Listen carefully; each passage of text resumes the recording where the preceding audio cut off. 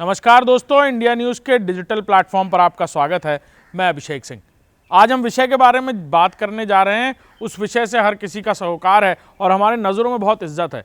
जज यानी न्यायाधीश को हम भगवान के बराबर मानते हैं। हम ये भी मानते हैं कि जज का किया हुआ फैसला आखिरी फैसला है और हमारे देश के संविधान के अनुसार भी सुप्रीम कोर्ट यानी कोर्ट ही सबसे बड़ा फैसला करने वाला है हर एक मुद्दे पर, चाहे वो राजनीतिक हो या फिर सर्विस मैटर हो या किसी भी तरह का मामला हो। सुप्रीम कोर्ट का फैसला आखिरी मान्य फैसला माना जाता है। लिहाजा अब एक ऐसा मामला सामने आया है जिसने कई सारे सवाल खड़े कर दिए हैं। दिल्ली के लुटियन जोन में दिल्ली हाई कोर्ट के जस्टिस यशवंत वर्मा के घर पर आग लगती है और आग में ये कहा जाता है कि कई बोरी नोट बरामद हुए। कई बोरी जले हुए नोट, ये सुनकर ही आपके और हमारे भी होश उड़ जाएंगे, और वो भी किसी जज के घर पर। ये बात कई सारे संदेह पैदा करती है। लिहाजा सुप्रीम कोर्ट की तरफ से chief justice of Delhi high court को इस पूरे मामले में इन हाउस एक जांच करने के आदेश दिए गए और इस जांच को शुरू किया गया। तकरीबन 20 मार्च तक ये जांच चलती रही। जांच में कई सारे पहलू थे। पैसे को लेकर जो वहाँ पर जो दमकल के कर्मचारी मौजूद थे, जो अधिकारी मौजूद थे, उनसे पूछताछ हुई। किस तरह की तस्वीरें देखी, बाकायदा वीडियो फुटेजेस थे, उनकी जांच हुई कि सही हैं कि मॉब्ड हैं, और तमाम तरीके की जानकारियां। वहाँ पे सिक्योरिटी गार्ड्स और तमाम जो लोग मौजूद थे, घर में कौन कौन मौजूद था, जस्टिस कहाँ मौजूद थे, और इन सारी जानकारियों के बाद उन्होंने 21 तारीख को ये जांच रिपोर्ट सुप्रीम कोर्ट को सौंपी। 22 तारीख को ये जांच रिपोर्ट सार्वजनिक की गई। इसके कुछ पहलू, कुछ तस्वीरें, जिसमें ये खुलकर दिख रहा है कि वो नोटों के बंडल आधे आग लगे हुए, ये तस्वीरें दिखा रही हैं, हम नहीं कह रहे।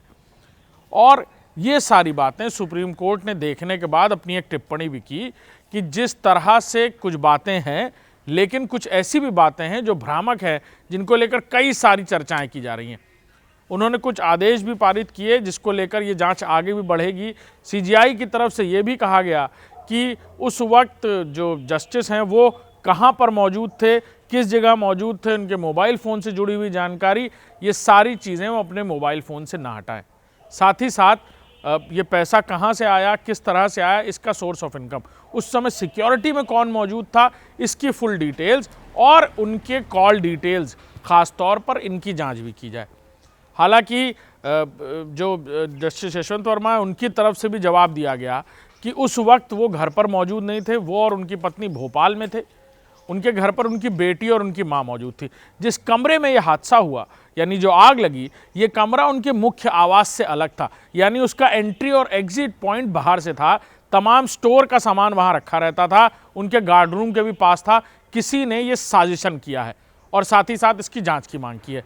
तो ये मामला लगातार तूल पकड़ता जा रहा है और अब जब ये फुटेजेस सामने हो गई हैं, यानी सार्वजनिक हो गई हैं, इस मामले को लेकर भी कई सारी बातें हो रही हैं। हालांकि सुप्रीम कोर्ट के इंटरवेंशन के बाद, यानी सुप्रीम कोर्ट के ये टिप्पणी करने के बाद कि इस पूरे मामले पर इसीलिए इन हाउस इंक्वायरी की जा रही है ताकि जज की जो गरिमा है वो वैसे ही मेंटेन रहे, उसको लेकर कोई बात ना हो। लिहाजा एक कॉलेजियम से पहले ये पूरी चीज़ें जांच के दायरे में होंगी और सुप्रीम कोर्ट खुद निगरानी कर रहा है ख़ास तौर पर इस पूरे मामले की।